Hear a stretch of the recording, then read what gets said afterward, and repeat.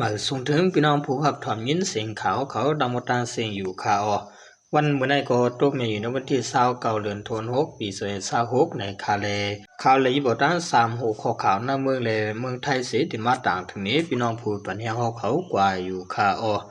หัวข้อข่าวที่1เมืองไทยหางเฮียนตัดที่ให้หามลูกอ่อนอายุ16ขวบลงแต่จะตื้อสื่อตรงวงกลหัวข้อข่าวที่2ดินกวนที่หมอเสียงเขียวพาการกวนหาเสียงดูหายตายกว่าหมอก10ก่อหัวข้อข่าวที่3แห่งการมันต่างวงเหล่าเสียงหลังยายืดตาย3ก่อวันในข่าววันด้านส่วนในข่าวกันกว่าฮับถอมยินด้วยหัวข้อข่าวที่1เตรียมต่างไว้ว่า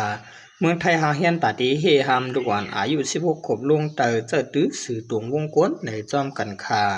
ดองบองจึงเมืองไทยเลียบเฮียนหาเฮียนปักเวงเหมยตาฏิเฮหามลูกอ่อนอายุ16ขวบลงเตอเจอตื้อสื่อตรงวงกลเมื่อป่วนมาในวันที่21 6 เดือน26นั้นหัวเป่าผายุกมุนป้ายอยู่ในเมืองไทยเกี่ยมจอมพ่องหลวงปันตั้งหันถึงปืนเผาไว้จำหนังเก็บเศษหมายเลยนั้น1วันในป่วนเมืองไทยพัดเพ่งกูก็เจอตื้อสื่อตรงวงกลออนไลน์8 ชั่วโมงสีลูกวันเตหาเกิดต่อถึงในเกต2ขวบผูปากและ72.6% นั้น1วันแล้วเจอตื้อฝน1 ชั่วโมงปลายหนังกันผู้ลงเรียนเขาปันพักไม่ว่าลูกวันเรียกเขาในปดด้วยฝนน้ำจางตุ้มตึกการเรียบเห็นหยานถึงหยานนึกการกับสืบจอมต่างเพิงเลการหุ่นมุนออกจะไหนในยาวสำนักไผ่ยุกมุนป้าอยู่ในเมืองไทยลาดว่าการปืนเพลองยสร้างมีเพเมืองหนังการยาชื่อเสียงลู่เหนือออนไลน์การเฮ็ดให้จะตั้งกลับมาเตียนยาไฟฟ้าอันเตียนดังเตียนยาการปืนเพ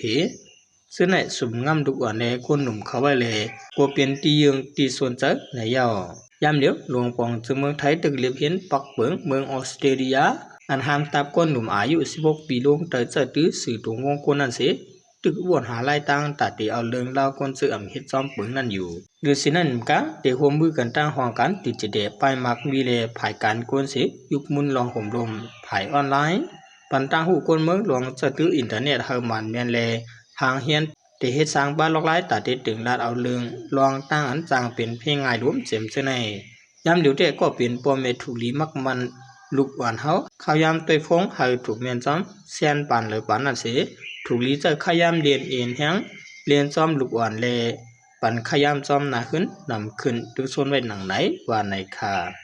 ยามมือเหลียวในเตเลหันว่าลูกหวานก็ใจตีฝนสังเจว่าอำได้ยิบฝนก็ห้องหายๆจังนั้นนำมาเตในคาเนาะพี่น้องใต้คาอำว่าตีอยู่เมืองไทยก็ยาวน้ำเมืองห่มตุมันก็ยาวปีสมานเมืองห่มตุมันเลี้ยงอินเทอร์เน็ตเตรียมแคมใส่ตาก็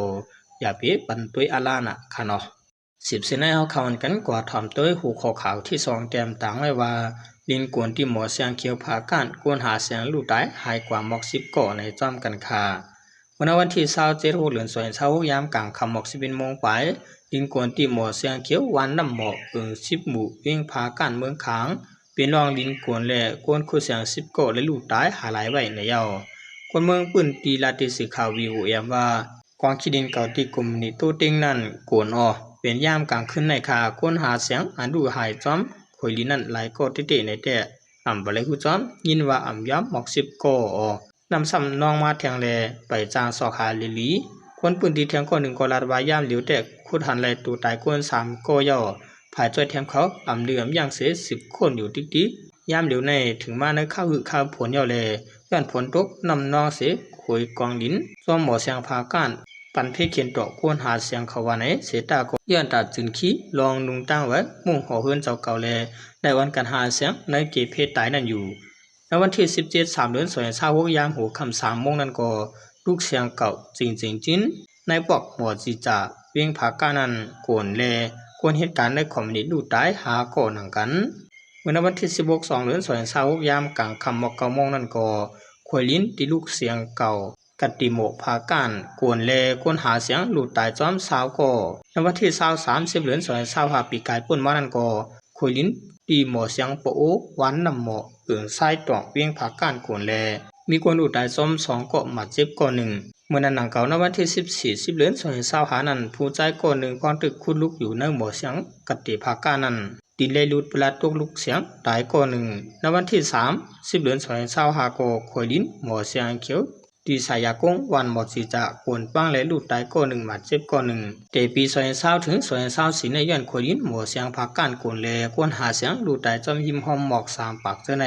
อำหูจอมก็ตีมีเทียงอยู่จอมหมอเสียงพักการนั้นย้อนอำเป็ดขยินเมียนจอมเป็นทางการปักเปืองไว้แลหรือสีนั้นก็ย้อนการคุดเสียงเขียวนำมาเสภูมิปุ่นพันในพื้นที่เขาอำทิ้งซิมสิ่งแวดล้อมใดป้าแลขยินจังใกล้ๆกวนมีคนดูตายจอมคือเยอะๆว่าในข่าวสิบเสน่ห์เขาข่าวกันกว่าถอมตัวหูโคข่าวที่สามเต็มต่างไว้ว่าเพียงการมันต่างวงเราเสียงหลังย่ายืดตายสามก็ในจอมกันค่ะตีสิดวนชาเชิงเสาเมืองไทยนั้นมีเพียงการยานเมืองกวนเมืองมานหมอกสาวก็ต่างวงเรามอมิงสิ่งจ่อปืดผุยเพียงความเสียงหลังหนาแรงย่าใจงานวานเอากองยืดเสียลูดตายกว่าสามก็ในยอเจ้าหน้าที่บริหารสวิงพนมสระคำนาทีผู้สื่อข่าวเขาว่ามือคำวันที่27 เหลือนสวยสาวกยามกลางเนื้อหมอก11 โมงครึ่งตีนวานน้องนำล้ำปอกปอกขนุนสวิงพนมสระคำสิตวันชะเชิงเสาเมืองไทยปอดกลางนั้นมีรองยื้อกันตายในเลสั่งได้กว่ากดทัดด้วยสั่งซ้ำเลยหันใจสามก็เป็นแห่งการยานเมืองกวนเมืองมันย่าหมักกองยีก็เลยหมอก3-4 กำเสลู่ตายอยู่ที่หิมเตาเราและพักกำหมักมือไว้สมิเทียงใจไทยก็หนึ่งหมาเจ็บตีก็หูได้และหิมเน็ตส่งห้องยาว่าไหนใจไทยก็หนึ่งจื้อห้องนายธีรพาดอายุ24 ปีอยู่ในจุ่มใจงานหมู่วานก่อนเป็นมือยืกวงยอมรับว่ามือนั้นมีแห่งการมันหมอกสาวก็กินเลี้ยงกันตั้งวงเรามอมิงสิ่งเจาะผุยเพียงความเสียงหลังมอเมียนาควรหิมหอมก็อำอาบใจก่อนนั้นนายไทยใจงานหมู่วานภายห่มรวมหมู่วานเขากว่าห้ามซี่เขาอย่าไปสิ่งหลังเวกาใจมันเขาอ่ำความคิดกว่าเสียมกาสั่งเอาตลอดต่อยปันก็หูใจงานวานขึ้นนายชายเลยตื่นมาเจ็บยังกว่ายังไปเอามิดลำพันเทียงในยอเมื่อเลยหันใต้โกกันยาต่อยหูยาเอามิดลำจอมไผ่ลังแลนายธีรพัฒน์สั่งเอากองยื้อเสเขาถึงพอตายมันใจก็อ่ำได้ตั้งใจยื้อย้อนเป็นรองเฮกังเกตเคตูสิจังเป็นกว่าว่าไหนเจ้าหน้าที่เขาเก็บซิมไหลหมากกองเก่าเยี่ยมตา16 ขวยเลยตั้งกองเลยมิดอันเป็นศักดิ์สิทธิ์เดสิบตั้งพิษกว่าวันในคาพี่น้องไต้เอาขาเจออยู่ในเมืองไทยก็พังสติกันค่ะเนาะอย่าไปกินเหล้าอย่าก็เปิดเพลงความเสียงหลังให้คนหิมหอมขันยินเจียมเจอในค่ะสังเจอว่าเฮาขาเฮ็ดกว่าเจ้าไหนเปิ้นอ่ำตึงปลิกเสเปิ้นซ้ำลงมือเฮ็ดอ่อนตั้งไหนมันจังถึงใส่ใจเฮาค่ะเนาะสังเจอว่าเปิ้นตึงปลิกเสปลิกตำรวจเขามาเอากว่าก็ติดตุกควักเลยยามหมากเหมือจังนั้นก้อยค่ะก้อยกะว่าสังเจอว่ามีคนหิมหอมเฮ็ดให้เฮาอ่อนตั้งปานใดจึงสร้างถึงตายกว่าคำเหลียวค่ะเนาะเรื่องส่วนมากขอบใจอย่านำถึงพี่น้องเขาจะเป็นผู้เตรียมข่าวและผู้ทำข่าวเขาต่างหมดต่างเสียงอยู่ค่ะมาสูงต่างเสียงค่ะ